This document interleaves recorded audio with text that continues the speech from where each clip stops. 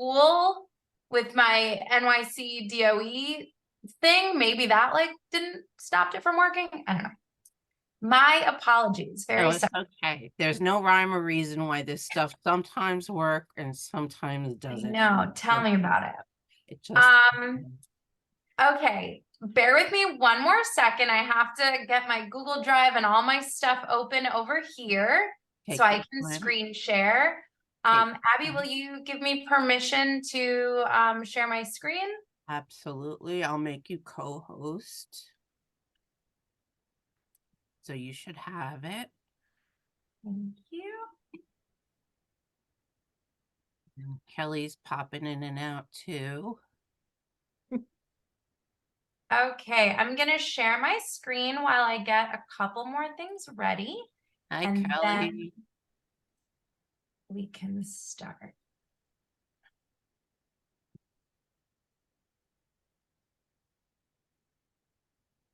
There it is. Does everybody see my screen? Yeah. Okay.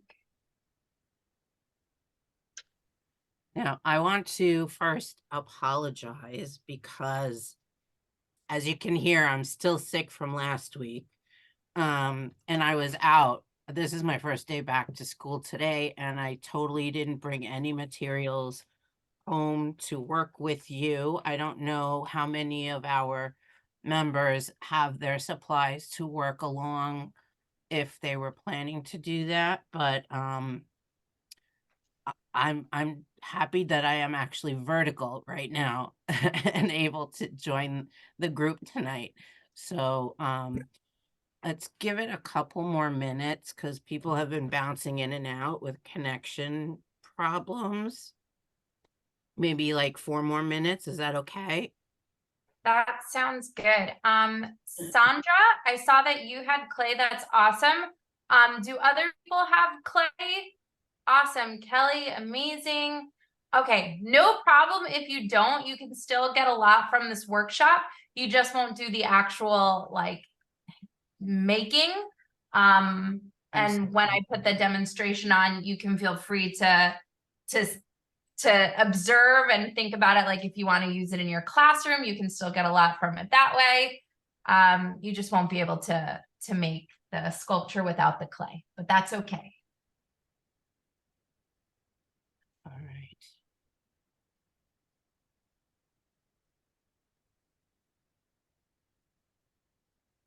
Give it a couple more minutes and then I'll do the intro and hand it all over to you. Awesome.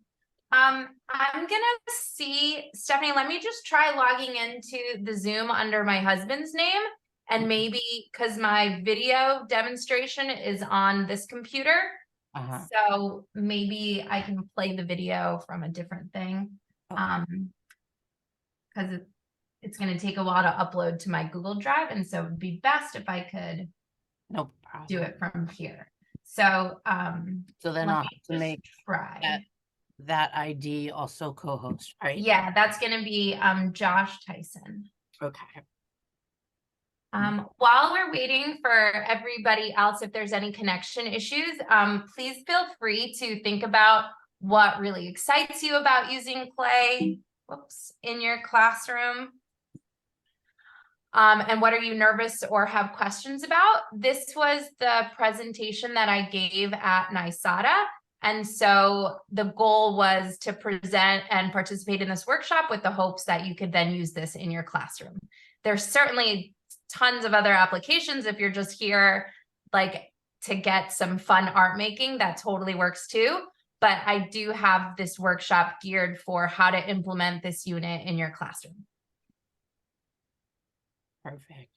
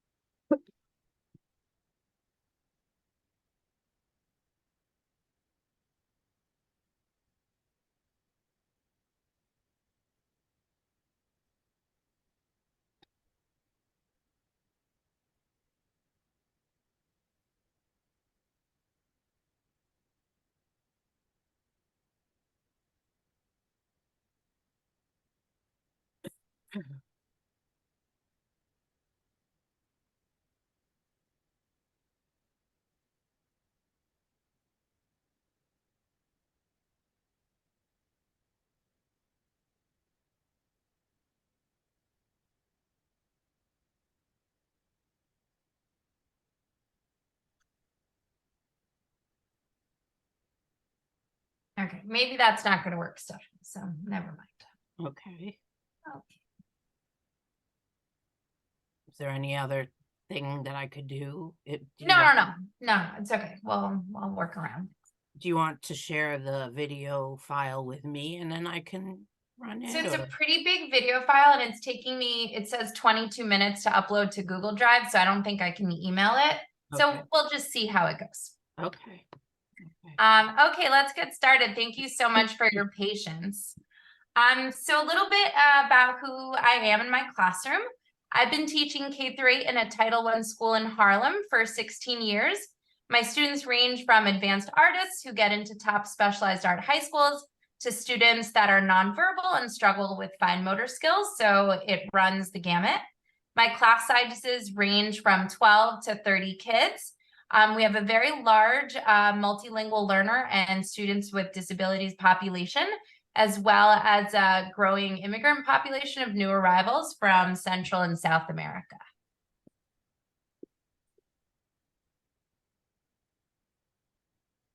So from this workshop, you'll hopefully get a list of materials, best practices, and some tips. Just a disclaimer, I am not a sculptor. I was trained in oil painting, so that's really my fine arts background. But obviously, as a visual arts teacher, you're teaching all of the different mediums. And so this is my introduction to sculpture for my students. I do this lesson with elementary and with middle school. And this is going to be using air dry clay, so sculpting without the use of a kiln. These are the best practices that I've come up with and things that I've noticed. But like I said, I'm not, I was never a ceramics major. So this is going to be a very introductory level to using clay in the classroom.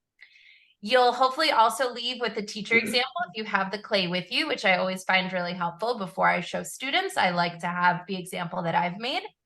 And I will share this PowerPoint with you. There's so many unit plans and videos and artists, a whole bunch of resources that I'll share with you. It's at that last slide, and you'll get to hopefully use those resources if you choose to teach this lesson. So I asked the question, what excites you about using clay in your classroom? And then what are you nervous or have questions about? Feel free to type in the chat, or you can just unmute your mic. We're a pretty small group. I guess I could go first. I'm excited about bringing clay into my classroom because I'm also not a clay person. I've never really done it before. It kind of scares me. And in my classroom, when I was hired 20 years ago into the schoolroom that I'm in right now, were two giant kilns that scared the hell out of me, and I have no idea how to use, and I have since blockaded them off so the kids don't set the building on fire. But I always get requests from kids. They want to do clay, and I've kind of like avoided it until now, but I feel like I'm ready now to just dive in and try it. And if it's an epic fail, it's an epic fail, but we still have fun and we move on. So it's no longer, I'm at that point where I just want to try things, see what lights the kids up. And if it works, great. If it doesn't, find something else. So I kind of want to hit this mark before I retire and see how to do it. I've never known which materials were best when not using the kiln. I've tried Sculpey and I've tried a paper clay once, which was awful. So I'm worried also about how to store it from one day to the next without it drying or, you know, long term, if like a kid is absent for 4 days or whatever, how does it not get ruined in the in-between parts? Awesome. So, Stephanie, I was the same way. I refused to use clay. I was like, I'm not doing it. I don't know how to, I'm not doing it. Yeah. And so I literally only started using clay 2 to 3 years ago in my classroom. So I hear you. I think my biggest mess was, yes, not knowing all the little ins and outs of like, how do I store it? How do I clean it? You know, what do all those little questions that you mentioned? But I think the also biggest fear was just the mess. Like when you have a big classroom of 30 kids and you're dealing with all of that mess, and then right after you have another class. So that really turned me off as well. But hopefully this will change your mind. Okay. Kelly, you had your hand raised. Yes, I was scared of clay when I first started at the elementary I'm teaching at now, but I now do a clay project on every grade level, pre-K to fifth, but I'm always looking for something new, but I do use a kiln.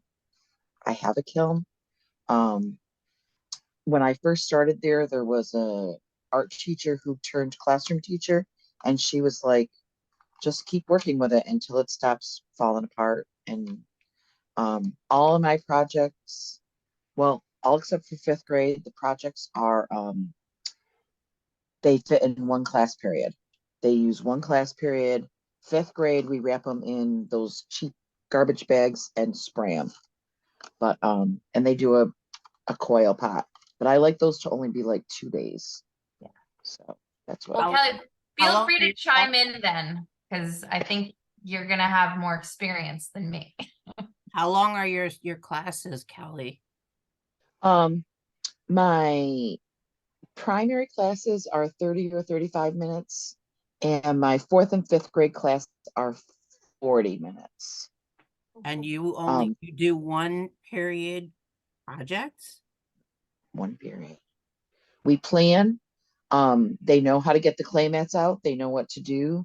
We Right. do, yeah. Wow. We Ambitious. Yeah. we I have do high lace. schoolers who couldn't handle that. Like, I'm not kidding. Well, I've been teaching them for more than one generation, so Okay.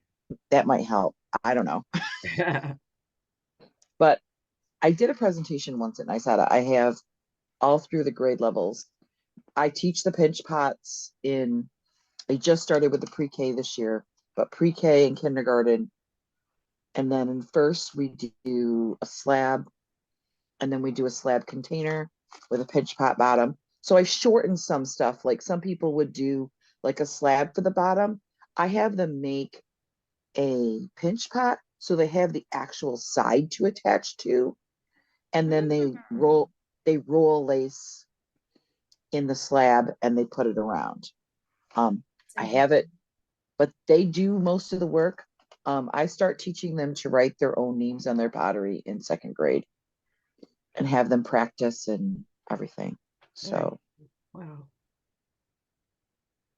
Great.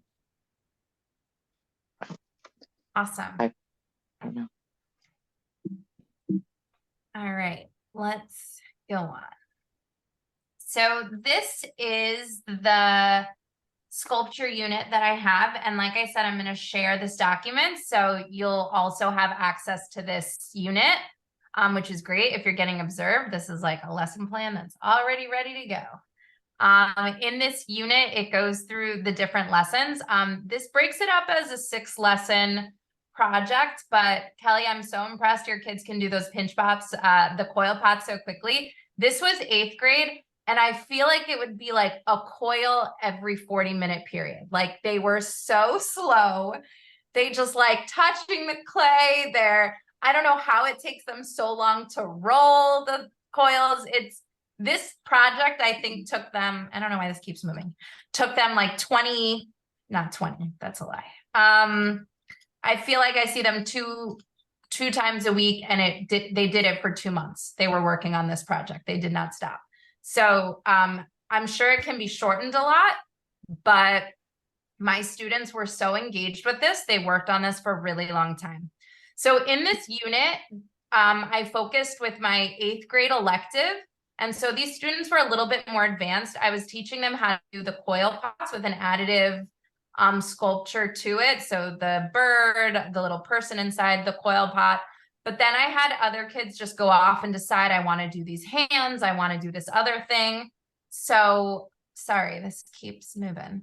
So eventually this led me to use just the hand lesson for my 8th grade elective this semester. And I've also done something kind of similar with 3rd grade. On the bottom, that little mouse is a pinch pot with the additive sculpture. And then the hands at the bottom is what my 8th graders have done. So this project can really be converted into anything that really engages and interests your students or that you want to focus on teaching. For the purpose of this workshop, I'm just going to work on the hands that my 8th graders did here on the bottom. So the artist that I use is Chanupa Hanska Luger. I love when using Native American art to focus on a lot of contemporary artists, as well as showing older objects as well. But I want them to see that this is a thriving community that is making artwork, that they're looking at a diverse group of artists. And so this was to give them some inspiration for their own hands. So one thing I like to do with the students is have them ask 50 questions. So this art piece right here called Lost is part of an exhibition called New Myth. What's great is this exhibition has a virtual component where you can get a virtual tour of the whole exhibition. I won't show it for you guys now, but you can click on that link. It's a live link, and you can click the mouse and see the entire exhibit. So I showed that to my students. I showed this artwork, these still pictures to my students. And the first thing I start with is just this 50 question game. So I usually have bigger classes. They'll get to 50 questions pretty quickly. For now, let's just see if we can go through and everybody come up with one different question. Who, what, when, where, why, how. It can be anything related to the artwork or to the artist, about the process, about the meaning, about anything. So Stephanie, if you wouldn't mind starting us off with one question. Oh, wow, no pressure. I had a logistical question in mind. When you're planning on a clay project with a class of, let's say, 30 kids, how do you estimate how much material or clay you're going to need per child? And in the beginning of your presentation, you had a picture of the kids working on the table with these orange things taped down. I was wondering what those are also. So I've done it before with, like, I think you're referring to, Yeah. This is just a piece of paper. They were rolling out slabs. Ultimately, the paper wasn't great. If the clay was too wet, it would stick to it. It wasn't construction paper. I think it was like a heavy cardstock. Okay. And I used these plastic mats. This was like one way that I did it, but this isn't how I did it for the hands project. So you'll see I moved on to styrofoam trays, and I would just leave the tables the way they are. And I would just wipe the tables down at the end of class. Okay. In terms of clay, I buy a lot of clay, and I've now figured out around how much it takes for each student to make a project, and I'll mention that at the end also. Okay. Yeah. Thank you. Mm-hmm. But now come up with a question about this art piece. Are we still on me or somebody else? Yes, Stephanie, start us off. Oh my gosh. Okay. How does the artist decide on scale? Amazing. Excellent. Who can go next? Kelly, are you ready? Sure. Is it hollow? Because if it's fired clay, it would need to be hollow. Awesome. So you can't tell from this picture, but it's actually kind of like sci-fi inspired. And he's got like fake little wires coming out of this side here. And if you check out the virtual exhibition, you'll be able to see the other side of the arm and all the other ones. So awesome question. Roberta, do you have a question? Not yet. Okay, Sandra? What is the meaning behind the colors used? I love that. What is the meaning? Awesome. And somebody else wrote in the chat, is there symbolism tied to the color? Thank you. So we don't have to get to 50 questions, but this is how I start off with my students. It gets them thinking. They also really want to go first because the stress comes after everybody's used up your question.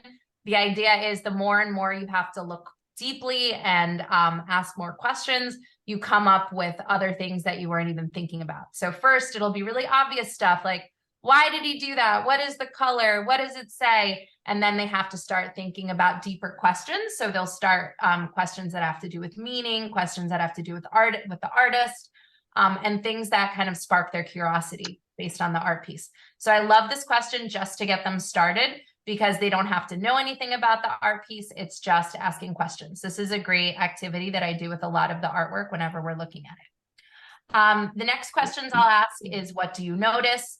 Students will go through listing everything that they see. I asked, how does this incorporate to traditional indigenous aesthetics or process? Before this, we looked at some more traditional ceramic pots that were made. And so the students will make a comparison between the two. Why do you think he uses pieces of arms? Again, they looked at the virtual exhibition, which has lots of different types of these sci-fi arms. And how does it embody futuristic elements? Another great thing with this artist, Chanupa Hanska-Luger, he has an amazing Art 21 interview where he talks a little bit about his art process and the meaning. So I'm going to see if I can pull it up, but if not, it's also in the resources and you'll just be able to see it then. Let me just try and pull it up in case it's quick. Do you show the video to the whole class or do they do it on their own? To the whole class. Okay. All right. And I'm just going to play for you like a couple minutes so you can get an idea of how great these videos are.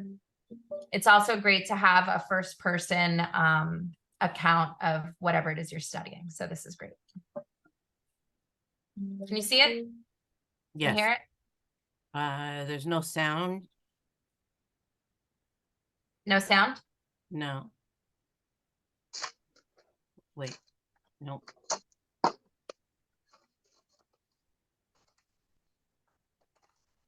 Yeah, there's no sound.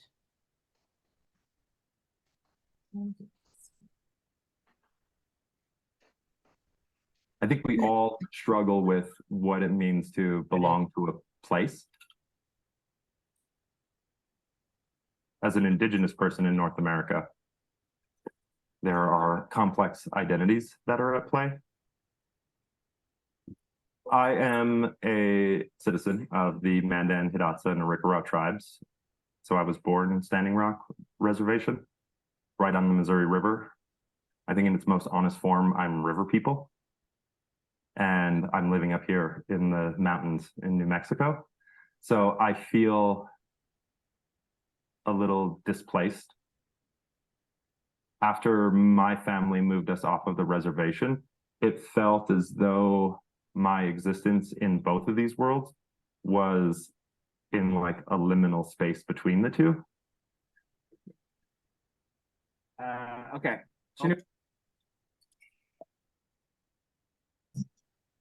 Objects, but conduits to share information from culture to culture.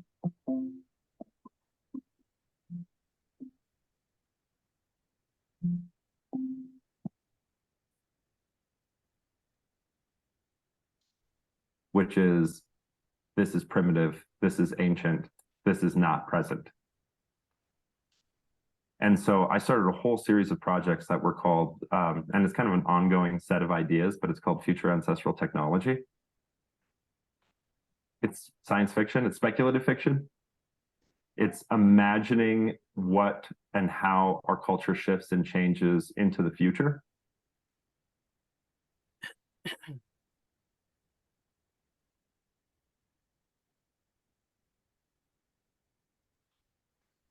And if it's hard to express what it means to be Indigenous today, what does it look like if I bypass today and consider what it means to be in a distant future? So this is a great 14-minute interview. This is Art 21. The resources are at the end of the Google Slides presentation. I love showing the students videos and getting to see the actual artists doing their work. So I always think this is a great way to start. Okay, so after we discuss questions and we've looked at more traditional Indigenous ceramics, and we've looked at his artwork, we've looked at the interview, then students start the sketching process. So in the sketchbooks, students will plan out their piece.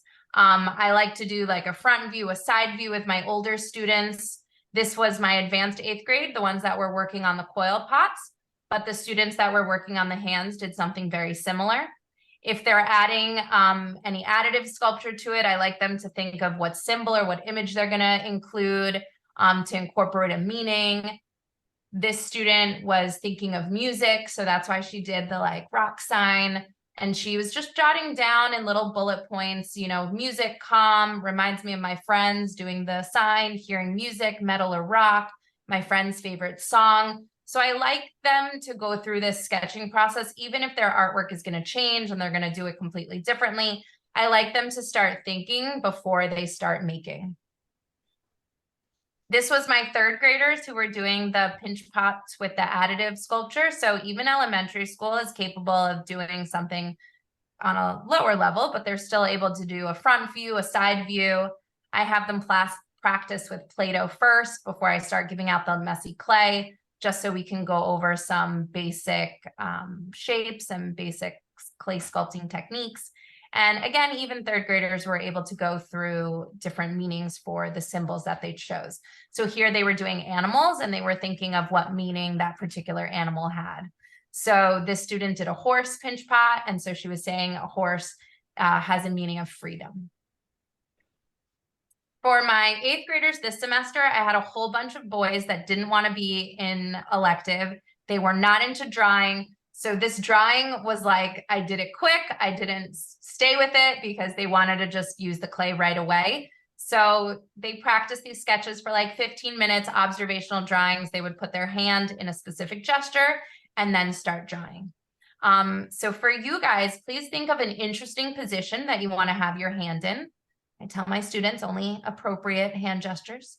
Think of adding an object that has a symbol or a meaning, something that represents you, and then include any nails, wrinkles, palm lines in your drawing.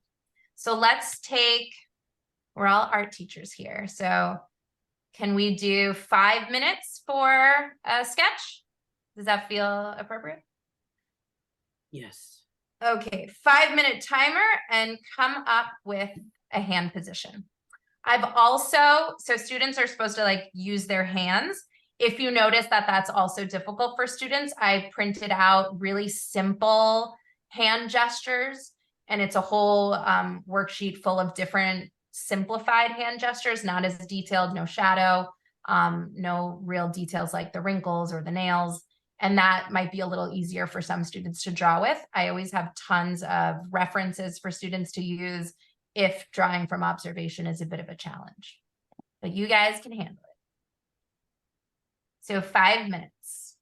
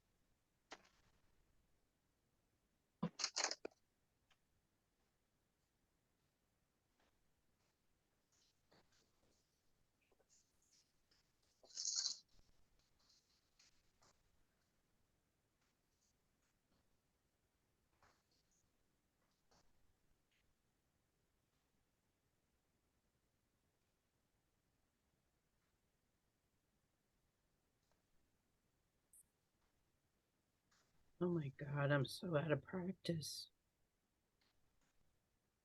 Imagine how our students feel. You know, I'm glad I'm not being graded on this.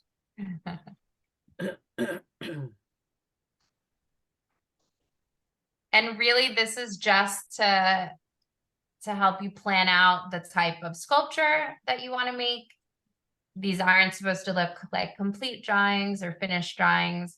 It's always great to practice observational drawing, but these don't have to be great.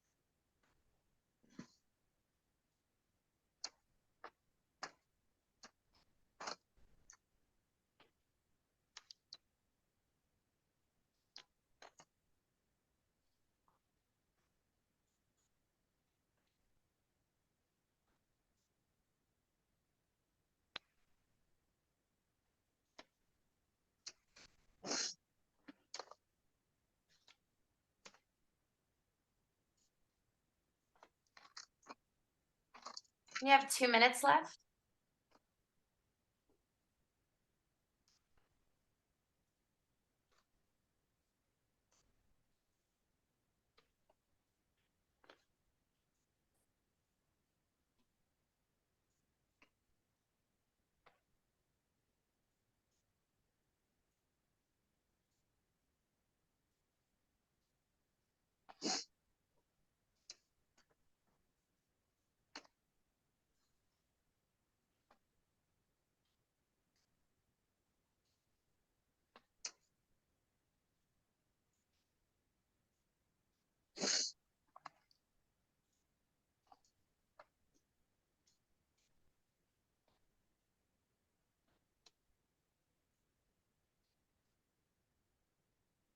One minute left. No. No.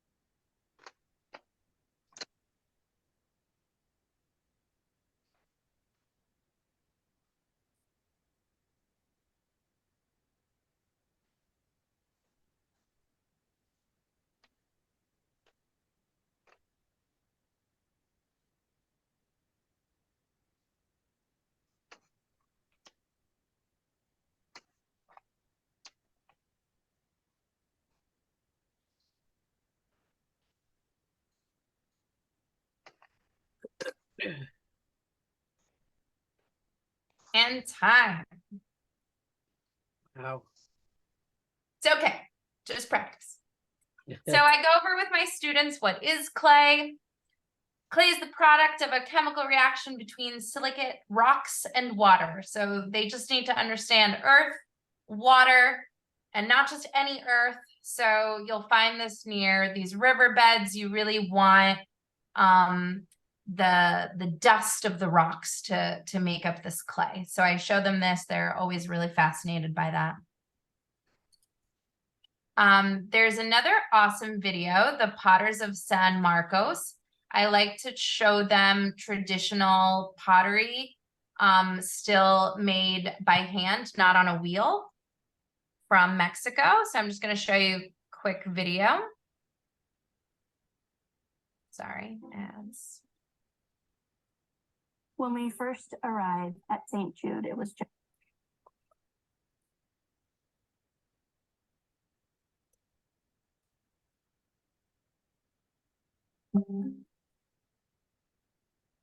So it's not the best quality, but I like them seeing that they're digging the clay from the riverbed.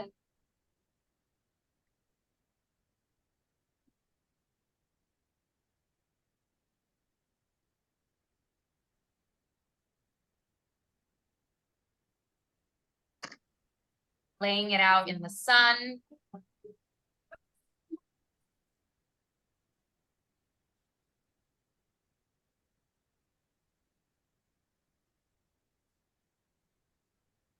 Letting the clay dry.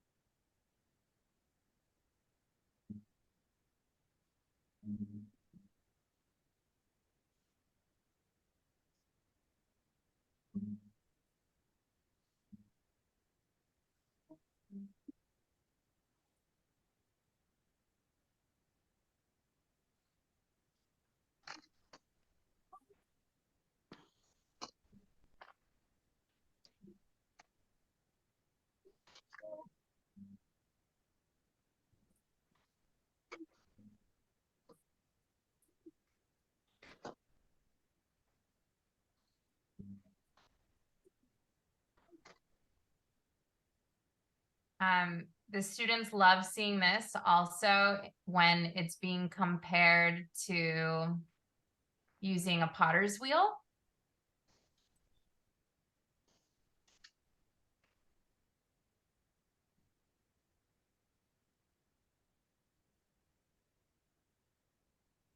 So I go over next clay vocabulary with them. I like to print these out and laminate these at every table.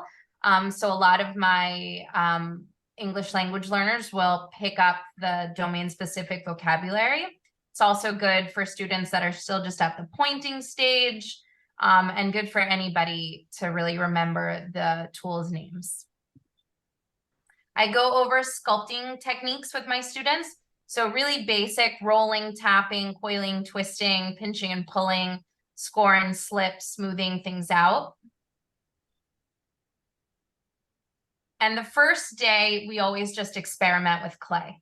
So for the really young students or for the 8th graders that I was like, I don't want to involve clay yet, we just practiced with the Play-Doh. The bottom right example was an 8th grader's zombie hand. He was going to have like scars all over it. Sometimes they just want to like get started trying to sculpt a hand. So in that case, they're still experimenting. I let them do it.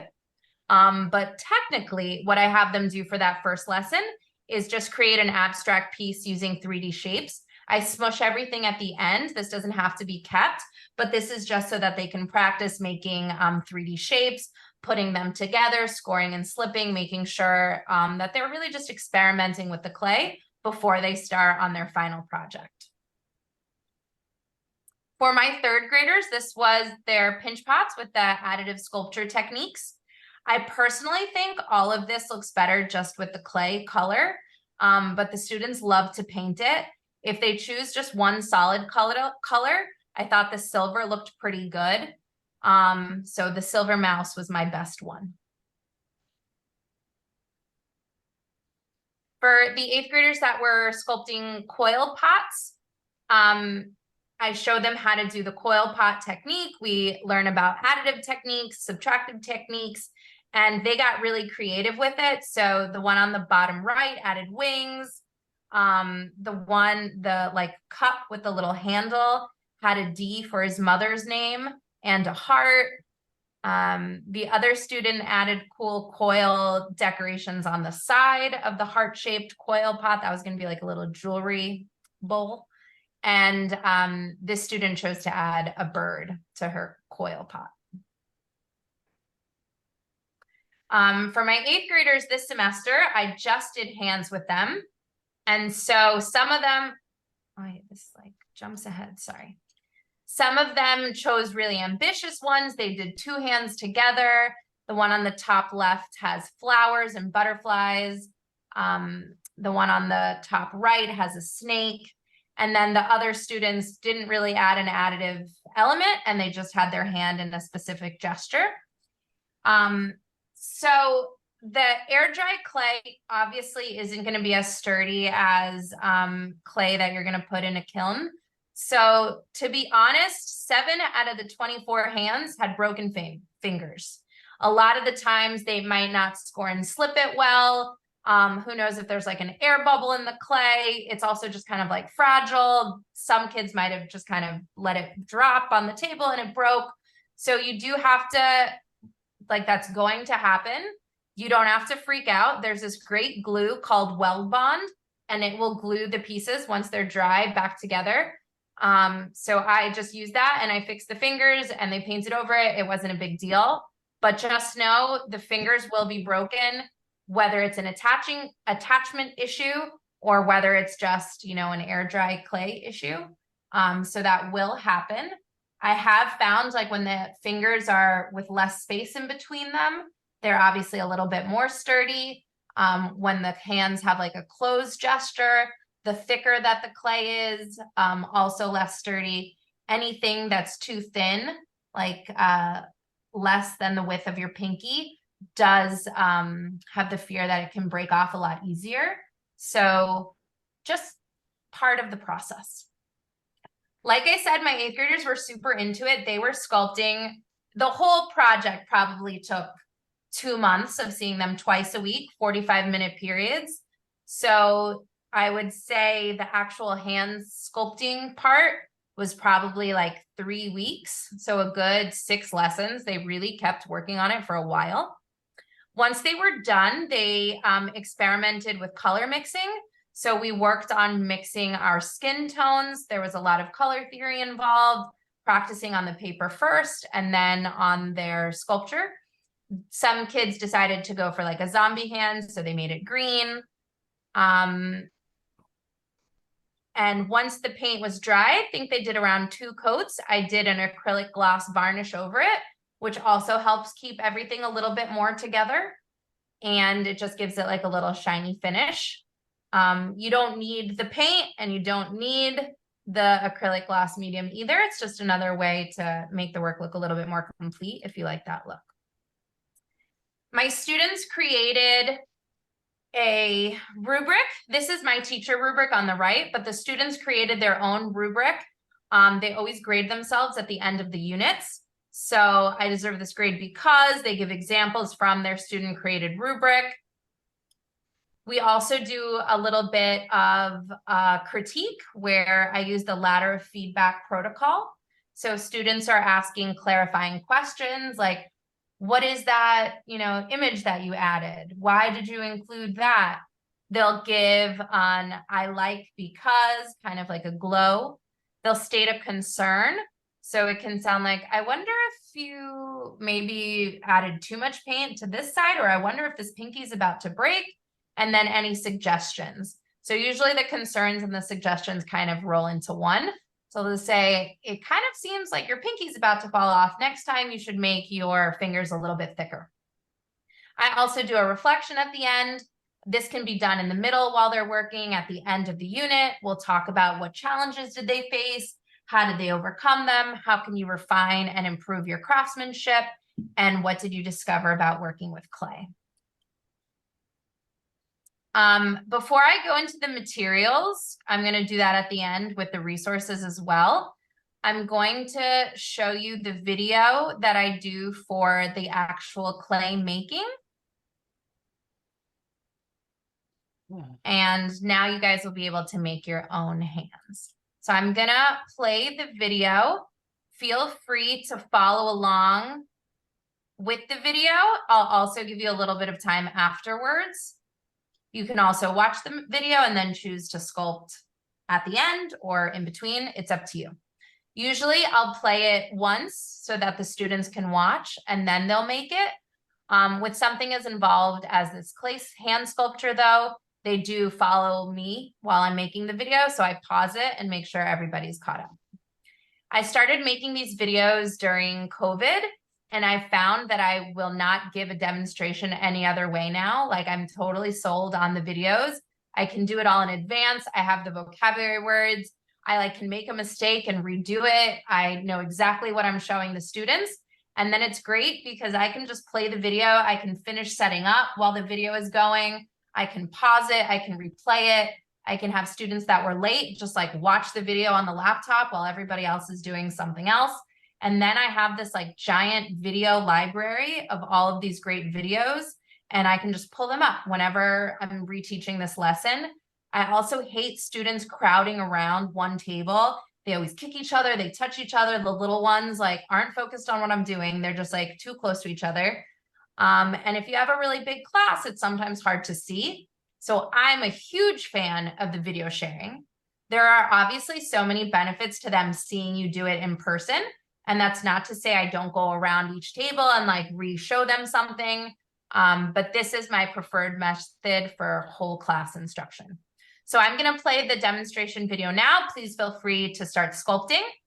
You're going to need some kind of surface that you don't mind getting dirty. I used a styrofoam tray. The air dry clay, you can use as much or as little as you have and make a giant hand or a really small hand. For the clay tools that I have, these are just plastic modeling tools. I also use a fork, I use a popsicle stick, anything that will scratch or make an impression works. You can also just use your hands. For scoring and slipping, you do usually start with bone dry clay that's been soaked in water, a couple hours, maybe overnight. And then it becomes this mushy paste.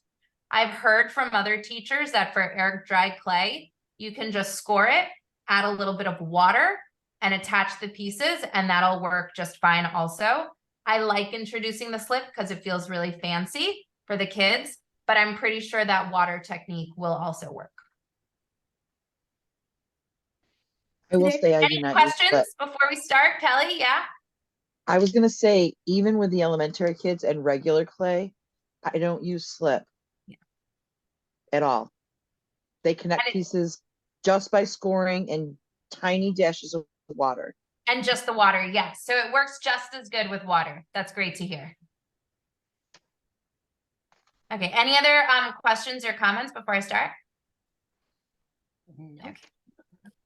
Today we're going to be making our 3D sculpture hand using self-drying clay. You're going to need around 2 spheres of clay the size of your fist.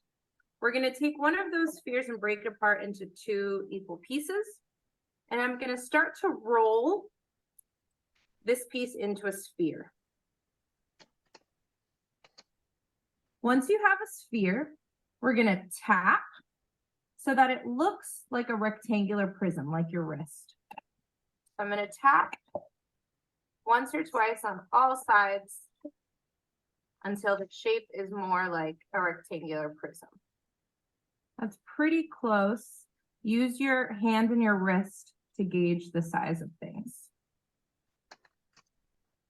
I'm going to flatten it a little bit more so it's around the thickness of my wrist. Let's flatten it out a little bit more by tapping a little harder. That's around the width of my wrist. That's a good size. So this is going to be our base. I want to make sure that it can stand. That's our wrist.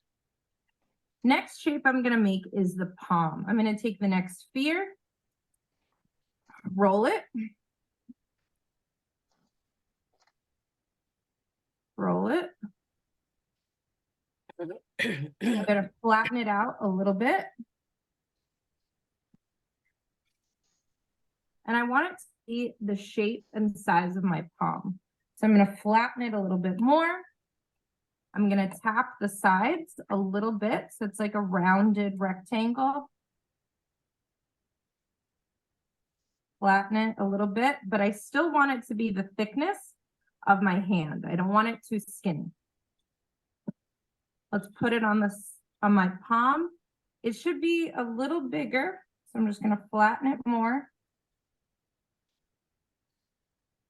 Squeeze, pinch to make it the right shape. That's pretty good. So now I have my wrist and my palm. I'm going to pause here. One of the biggest things I noticed with the students making these hands is that they all end up, not all, but a common mistake is that they end up flattening them a lot. So they're just kind of like a relief. They're not super able to stand and they're very, very thin. So key thing I would emphasize is that wrist base and being able to stand. So after they shape a little bit, go back and make sure it can stand. Don't flatten it too much, make sure it's thick, and just make sure to watch for that. Quick question. Yes. As a form of differentiation, would you allow the kids to just roll a slab, trace their hand, and cut it out? Yeah, so I have had a student like experiment with that during the first day of experimenting. They were doing that. Yeah. If you have a really like thick slab and they trace their hands and then they can work on pinching the fingers and kind of shaping the hand a bit, I think that would work well also. If you find that that's a lot easier to do and the students are still getting the skills of shaping. The one thing with that is that they're not getting to make, you know, the sphere and they're not connecting pieces. So I think they're still getting to use clay, and you might very well want to try that for a couple students or the whole class if that's easier. You're just not going to be working on the same skills. Okay. But why not? Yeah. You can also just do relief. Like I started when I was working with clay, just doing relief because it was a lot easier before doing an actual sculpture. So you can do a relief where they're making patterns on tiles. You can do mosaic reliefs where they're using a slab and poking in little rocks or little beads to make a mosaic.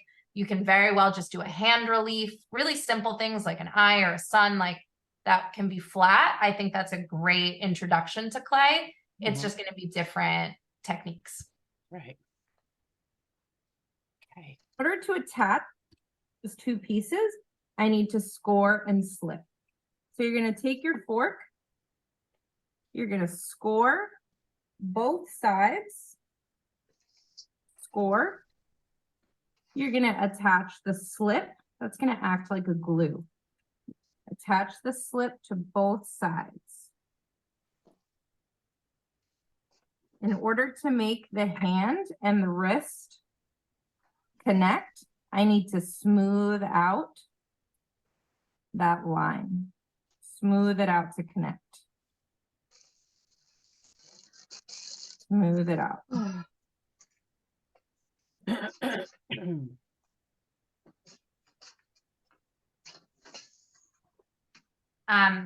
Like I said, my students worked on this for many, many weeks. The slip, one of them got smelling a little moldy, a little funky. I had a student teacher who did ceramics and she's like, yeah, it's moldy, it's fine, you can still use it. But the kids are obviously like, this smells like vomit. So if that water trick really works, Kelly, that would save you a lot. I just feel like the slip is so cool because it makes them feel like a, you know, real ceramicist, but the water thing is obviously 10 times easier than making the slip ahead of time and storing it. So yes. The high school teacher does have them use slip. Yeah.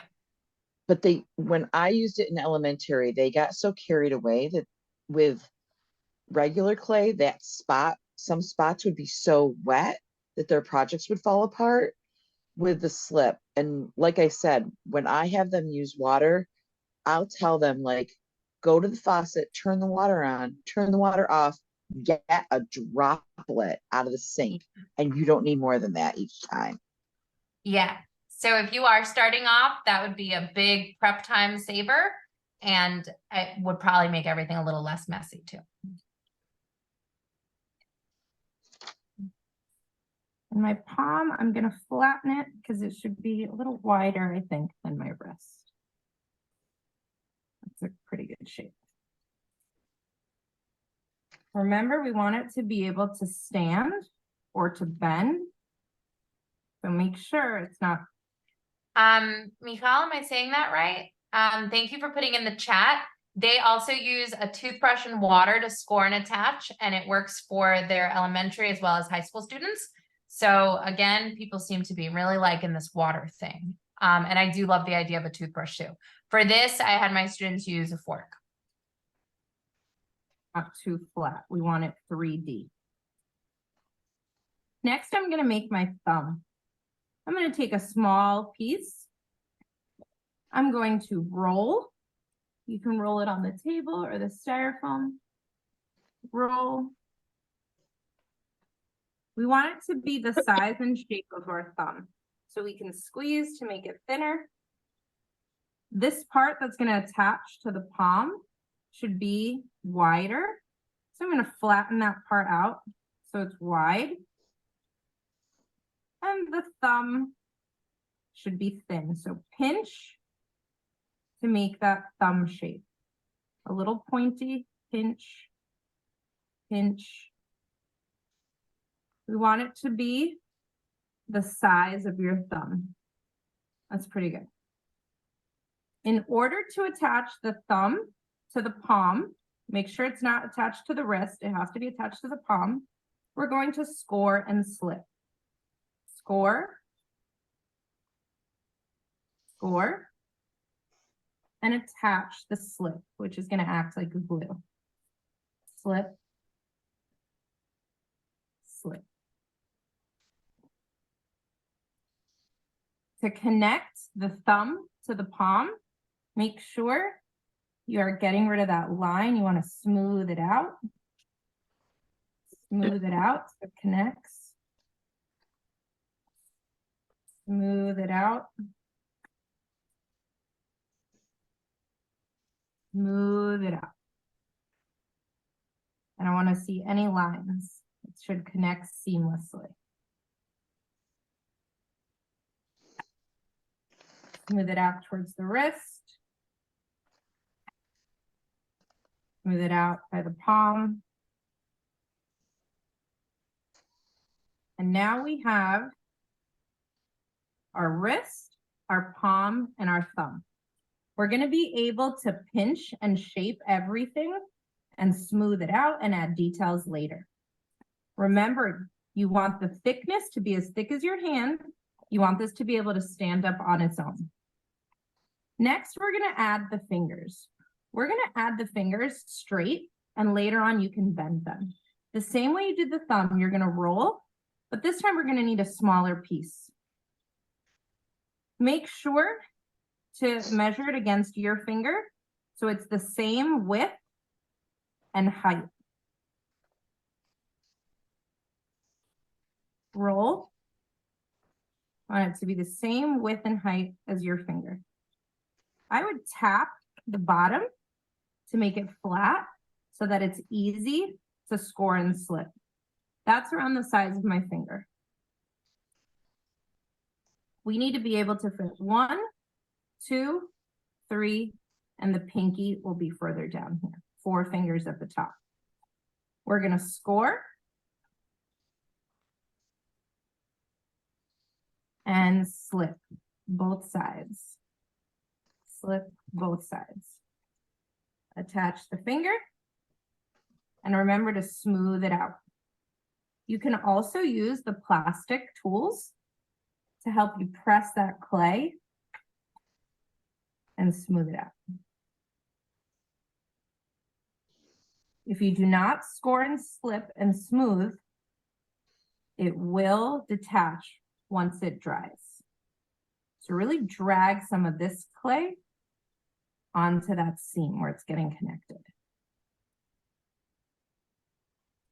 Okay, so we have our first finger, our thumb, and our first finger.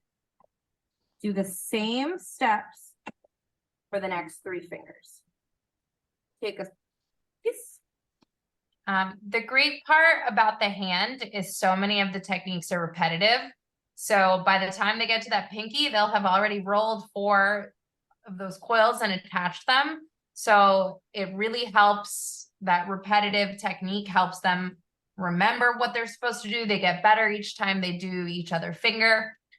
Since they're able to measure against their own hand, that also helps keep everything pretty proportionate. So I've only got like kind of one monstrous looking hand. Everything else really looked like a hand. And so I feel like this can be challenging and your advanced students can definitely roll with it. But like I said, I had a whole bunch of 8th grade boys that just got placed into art. They did not want to be in art. This was the most engaging, fun project for them. They absolutely loved it. And they were able to be successful. They didn't really get frustrated. You know, if they got stuck on something, I was like, well, just roll. Like, and it was like, oh, okay, I can do that. And so I really like when projects are really engaging, but still have that level of rigor to them. And I found that this was great for all different levels of students. You're gonna roll. Measure against your finger. So this one's gonna be a little taller. Pinch if it's too wide.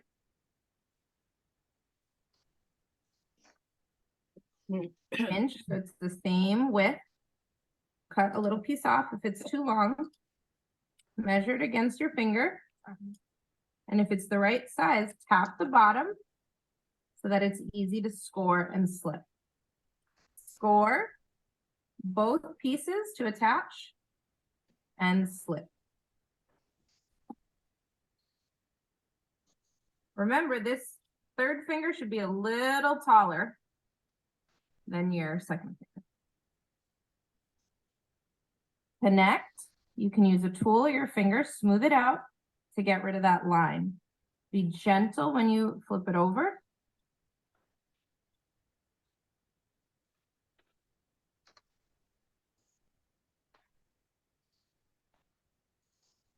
And remember, we can always pinch and shape the fingers more later on. I'm going to take my 3rd finger,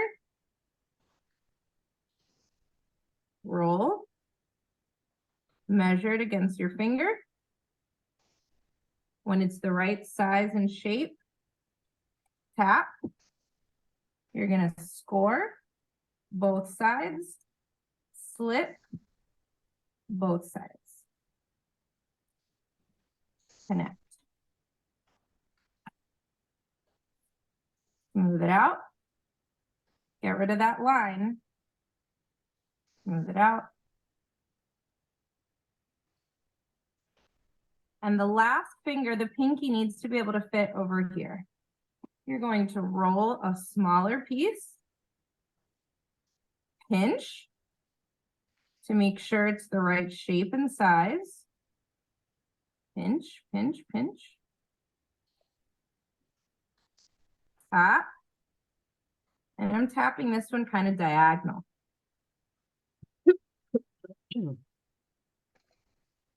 I'm going to put this pinky, notice where it comes up on your 4th finger. It has to be a lot lower.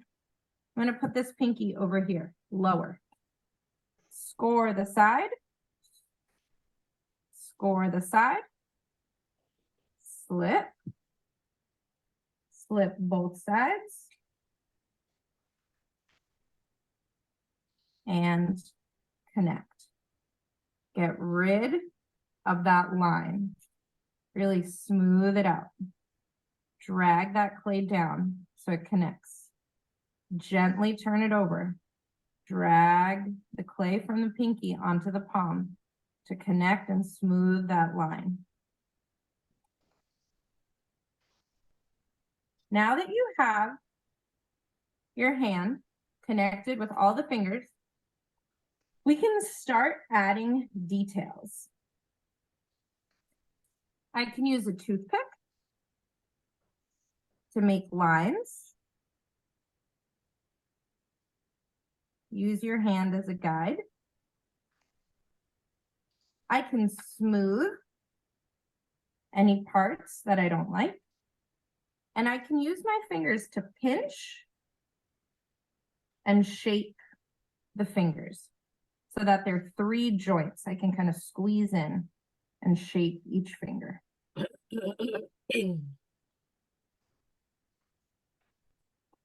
I can flip the hand over, smooth it out.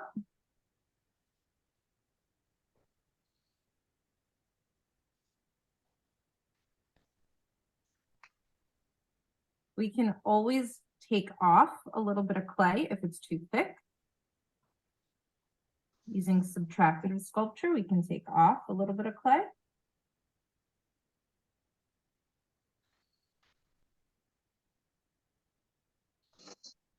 Smooth it out.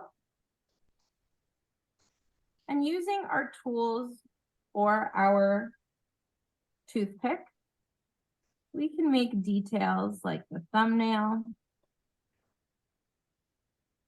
We can sketch into it, scratch into it, make some impressions where the knuckles are.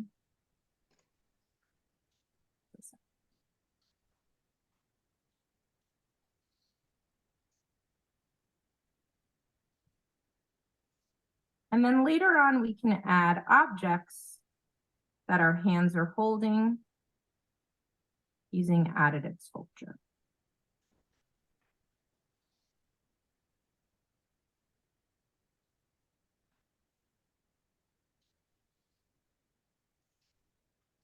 So add your details, smooth it out, and we can begin to place our hand in a specific gesture.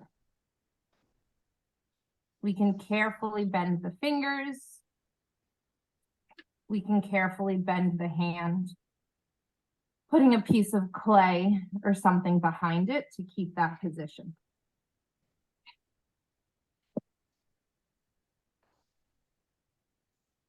All right. That's so cute. How long does it take to completely dry? I would say between a day or two, because I would see the kids on Tuesday and on Thursday they would paint them. Really? Yeah. So, because I see my kids every day. What would I do to keep their work workable until finished? Well, let's go back to this. So let me go through the materials and then there's some more practical stuff. Then I would love it if I could take a picture of your hands. So feel free to keep working while I'm just talking in the background. So this will be on the slides that I share. So the materials that I used were 50 pounds of Amico self-hardening air dry clay. One giant box is 25 pounds. So I went through about, sorry, where was I? I went through around 2 boxes of this air dry clay for 26 students. So 50, Now their 50 hands, pounds, 50 pounds. per class, basically. 20, yeah, 26 students. Now their hands ended up being a little larger than life size. They were pretty thick. They also added an element to it. And I did have like extra clay left over. So like a little bit of extra clay left over, but that's to give you kind of a gauge. I used styrofoam trays. I used 2-gallon Ziploc baggies, and that's what I would put the artwork, the styrofoam tray in. The hands would have to be, once they were completed, would lay flat. So you can't have the hands standing up, they would have to lay flat. I spray it with a little bit of water, Ziploc close the bag, take the air out, and it's lasted. There have been days where like a kid's been absent for a whole week and it's still fine. I might spray it once in between then, but spraying it will last several days. And you don't have to wrap it in like wet paper towel or anything. Nope. Nope. The moisture stays in that Ziploc baggie. Well Bond is the glue that I use once it's dry. I put that acrylic gloss medium over it to give it that shiny look, and it also kind of kept everything together a little bit. Acrylic paint, I find that chromacryl or Sax acrylic or Blick acrylic are good student acrylic paints that are heavy bodied enough to work on this clay. Paintbrushes, clay tools, a bucket and rags for cleaning their hands, and smocks. So these were the materials I used, and now I'll show you how I lay it out. So for prepping, I do make the slip a day or two before with small hardened bone dry pieces of clay and water. You just let the water hydrate the dry clay, you mush it up until it's a nice paste. But using the water sounds a lot easier, so definitely go that route if you're just starting out and you don't have all that prep time. I put their name on the baggies. This is what the slip looks like. It is possible to rehydrate clay. So if you have like a whole bunch of old clay in your closet, which I do because I was like never wanting to use this clay, you can rehydrate it. I linked instructions here, but the basic idea is you're soaking it in a vat of water, like in a plastic baggie with a whole bunch of water. You're poking holes into it, you're letting it sit in that water, and slowly, after a couple of days, it will get mushy enough. You re-wedge it out, and then you let it dry a little bit. This is how I stored my clay. I have these shelves that I can shove them into. I found at NYSATA, there was another workshop, and I found they gave this great tip for using containers. So they had a clear shoebox looking container, like a Tupperware container with a lid, a clear one. And she said she's a ceramics teacher. This is all she does. So she put like a layer of plaster to make the lid kind of thicker, flatter surface. And so the way that I use my styrofoam, she would have them work on the lid, and then she would just spray it and put the clear shoebox on top of that lid and store them like shoe boxes, one on top of the other. So I found that idea for storing really great. I haven't figured out if like the lids aren't smooth enough that you can't use it without the plaster. I don't know if maybe you could just put like a styrofoam piece on top of the lid, but using those shoebox sized containers for storing seems like a really good idea if you don't have good shelf space. But I just did plastic bag and styrofoam. For cleanup, I would use buckets of water. So I would have a small bucket of water and rags so the kids can get most of the gunk off, because I have clogged my sink before. So I then collect all the buckets into one giant like 5-gallon bucket. I let the clay settle at the bottom, and then I can dispose of the water at the top, and I either just wipe the clay residue that's on the bottom, or I just let it dry out completely and throw it out in the trash. It is helpful if you're doing clay stuff to have like a prep period at the end, because it can get kind of messy. It is hard to turn over to a class that's supposed to be like drawing when the tables are full of clay. If you do have a class immediately afterwards, it might help to have a plastic drop cloth. That way you don't have to wipe down the tables after each use. So that was the way that I cleaned up. And here are the resources. So all of the links are live. You can see the Art 21 video. There's an educator guide with questions to help you facilitate a discussion with the students. There are 2 different Mexican traditional ceramics videos. There's the Metropolitan Museum of Art had an exhibit, Pueblo Pottery, and there's a whole resource educator guide on that. My unit plan is attached. I have this clay sculpture vocabulary and the prompts, so you can print out those charts if that's helpful to you. And Studio in a School is an art partnership that I've worked with, and they also have really good vocabulary word charts and great units, not even just clay, just great units in general. So these are all the resources at the end of the presentation. That was awesome. Thank you so much. Are there questions, or Kelly, is there any other like tips? You've covered a lot. I actually don't use styrofoam. I inherited and then added to muslin, like I don't know. it's kind of like a thick canvas.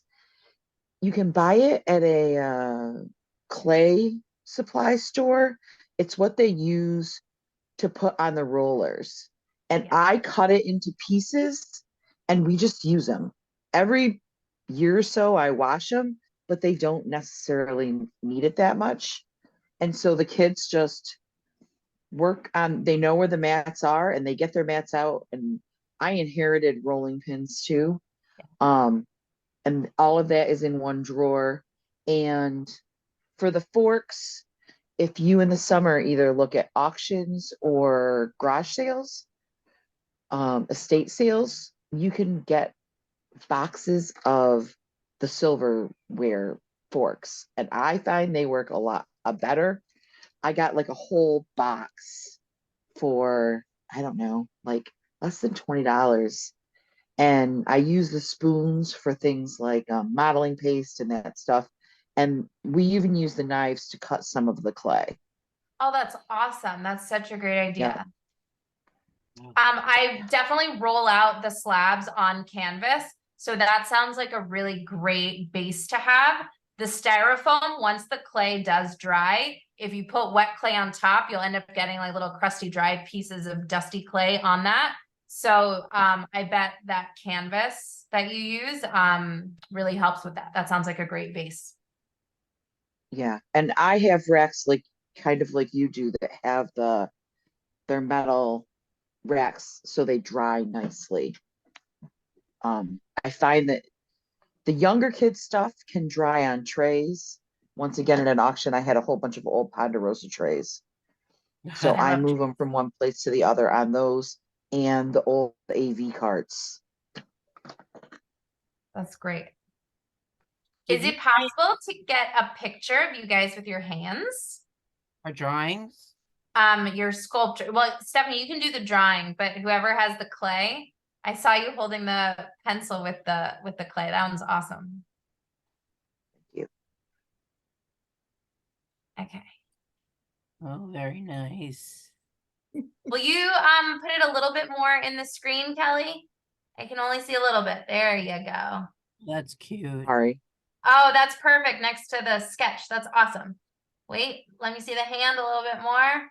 Okay, leave it. Wait, nope, go back. Okay, I'm gonna take a picture in 3, 2, 1. Thank you. Thank you. I've never right. used the air dry clay before. I love it because it's kind of like all I got. I'm excited to try this. I'm terrified, but I'm excited to try it. It looks like Listen, choose one class. Choose your best one small class. And try it with them maybe before the you. yeah, the last one at the end of the day, so that the whole mess can get cleaned up afterwards. Yeah. Oh my gosh. Do you have to, yeah, you mentioned I was worried about the logistics with the sinks and the custodians. So you said put everything in the buckets and not down the drain. Yeah. I try to keep the custodians on my good side, or I I try know. to stay on their good side. Yeah. Well, this was really a lot of fun. I'm looking forward to doing this. I'm planning on doing sculpture in the middle of the spring semester, so coming soon. We'll see. I thank you so much. Does anyone have any more questions? I just want to say that I enjoyed this very much, even though I'm retired. I don't have a class. I might make my own hand at home.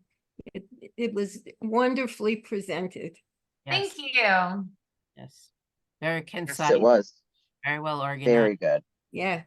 And, you said you were going to share the presentation. Yes, let me put it now in the chat, but I can also, Stephanie, you can also email it. Okay. Oh, that didn't work. Okay. So if Let anybody me- emails me, I can forward them your resources. As well as you guys can open it right now if you go into the chat.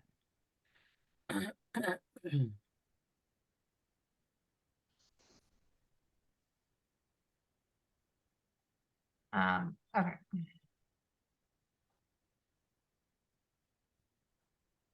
Okay, so this is the presentation, and on that last page, you'll have access to all the resources. All the links are there. Thank you so much. I don't think I have my video. Let me also share that. Feel free also, there are tons of other videos on YouTube. Like I did a whole bunch of research first. You can look through YouTube. You can also make your own videos. So I'm going to share the video demonstration with you as well. Thank you. Oh, one more quick question. You said while they're still working on the hands, they should leave them flat, but when they're done, they can dry them standing. Is that what you said? Yeah, I do that just for like space, and I don't want anything falling, and they have to stay in the baggies. But when they're drying, you can stand them up or also have them flat too when they're drying, whatever works for your storage. Got it. Got it. I used a ball of newspaper to help hold them up to keep their shape as they're drying too. So if some are supposed to like curl up, I would put a ball of newspaper beneath so that it wouldn't like fall flat. And so I held it up with the newspaper, not the clay, as I said in the video. It's fine if it's in the baggie and everything's wet, they won't get stuck together, but while they're drying, you want to have newspaper. That was my. Yeah. If you have those cheap paper towels that the school gives you that doesn't absorb anything, I've used those before also to prop stuff up. Yeah. I love that. That don't absorb anything. So. Yeah, you know what I'm talking about. I know. They push water around instead of absorbing it. All right. Well, thank you so much, Lara. I appreciate your time and your expertise, and thank you for sharing it with us tonight and last week at the share out for the NYCATA session. And feel free to join us again at any time. And anybody else, if you have any favorite projects that you'd like to share and run a session, I'm happy to work with you on that. And if not, keep on the lookout for the next one. I believe it'll be February 2nd or whatever the first February Thursday is. So we'll see. All right. Have a great night. Stay healthy. Hopefully next time I see you, I'll have my voice back. Feel better. Thank you. All right. Have a good evening, everybody. Thank you all so much. Bye. Thank you. Bye.